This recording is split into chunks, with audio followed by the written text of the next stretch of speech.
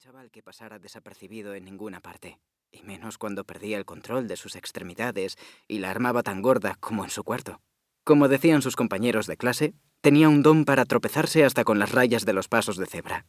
Abrió el grifo para dejar correr el agua, pero durante los primeros segundos solo se escuchó un ruido que poco tenía que envidiar al que producía su estómago. Un último eructo proveniente de la tubería hizo que el grifo comenzara a escupir un líquido oscuro y desagradable. El agua salía embarrada. Extrañado, Ray la dejó correr unos pocos segundos más hasta que comenzó a salir limpia. Se echó un poco en los ojos y volvió a mirarse en el espejo. Cada vez tenía más claro que ese día no debía haber empezado.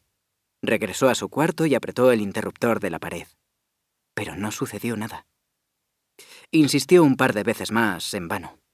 ¿La casa entera había decidido castigarle aquella mañana? Guiado solo por la luz que se colaba desde el pasillo, sacó de su armario un pantalón y unas zapatillas. Volvió a recordar la discusión con su madre y sintió una punzada de culpabilidad que enseguida mutó en una de orgullo.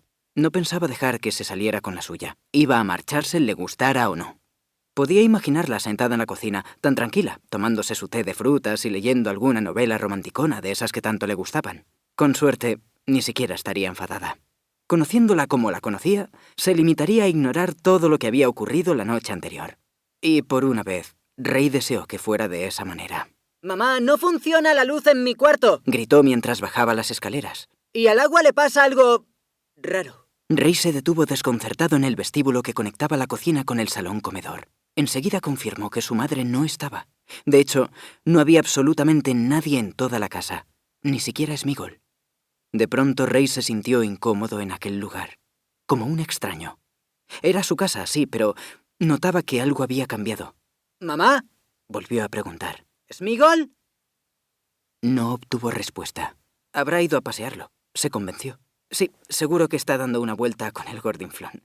Aquella deducción le tranquilizó durante unos breves segundos, al menos hasta que se volvió hacia la ventana. Daba a la parte delantera de la casa y Ray no creyó lo que vieron sus ojos. Se aproximó al cristal, aturdido, y parpadeó para asegurarse de no estar sufriendo ninguna alucinación. La calle que él recordaba había dejado de existir. La que ahora contemplaba estaba destrozada, literalmente. Parecía como si un huracán o un terremoto o alguna otra catástrofe natural hubiera arrasado con todo a su paso. Muchas de las casas tenían los cristales rotos y las puertas desencajadas. Otras se habían venido abajo.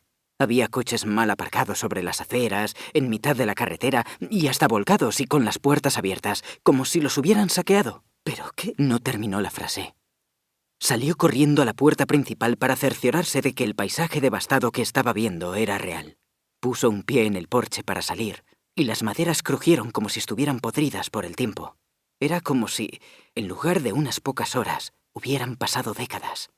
Todo estaba viejo, deteriorado, desgastado. El asfalto, al que apenas había prestado atención, estaba levantado. La vegetación había atravesado el alquitrán y había colonizado gran parte de la carretera. El jardín del señor Anderson, su vecino de enfrente, tan limpio y cuidado siempre, parecía ahora una jungla devorada por las hierbas altas. La naturaleza y el silencio se habían adueñado de la calle. Y no había nadie, absolutamente nadie. Tiene que ser una pesadilla. Tengo que estar soñando. Tengo que seguir soñando, se decía a sí mismo. Prefiero los espejos a esto. Se obligó a tranquilizarse, aunque era inútil. El exterior de su casa presentaba el mismo aspecto que el del resto de las viviendas de la urbanización.